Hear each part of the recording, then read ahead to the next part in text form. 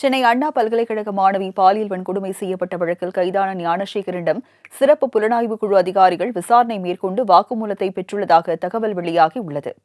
சென்னை அண்ணா பல்கலைக்கழக வளாகத்தில் மாணவி பாலியல் வன்கொடுமை செய்யப்பட்ட சம்பவத்தில் கோட்டூரை சேர்ந்த ஞானசேகரன் என்பவர் கைது செய்யப்பட்டார்.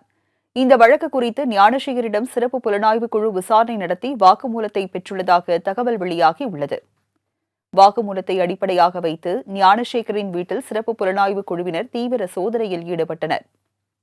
சொத்து ஆவணங்கள், ஹார்ட் டிஸ்க் உள்ளிட்ட முக்கிய ஆவணங்களை 2 அட்டை பெட்டிகளிலும் ஒரு பட்டாக்கத்தியும் அதிகாரிகளால் பறிமுதல் செய்யப்பட்டுள்ளது. ஞானசேகரன் பட்டாக்கத்தியை குற்ற செயல்களுக்கு பயன்படுத்தி இருப்பது கண்டுபிடிக்கப்பட்டது. பறிமுதல் செய்யப்பட்ட டிஜிட்டல் ஆவணங்களை சைபர் ஆய்வகத்திற்கு அனுப்பிய நிலையில் அதில் உள்ள தகவல்களை அடிப்படையாக வைத்து மீண்டும் ஞானசேகரனிடம் விசாரணை மேற்கொள்ள அதிகாரிகள் திட்டமிட்டுள்ளதாக கூறப்படுகிறது.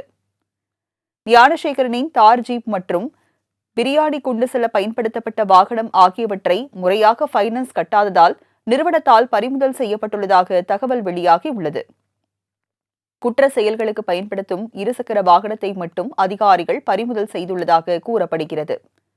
ஞானசேகரனின் 2 மனைவிகளின் வங்கி பரிவர்த்தனை, கோட்டூரில் உள்ள வீடு மற்றும் பிற சொத்துக்கள் குறித்தும் சிறப்பு புலனாய்வு அதிகாரிகள் விசாரணை நடத்தி வருவதாக தகவல் வெளியாகியுள்ளது.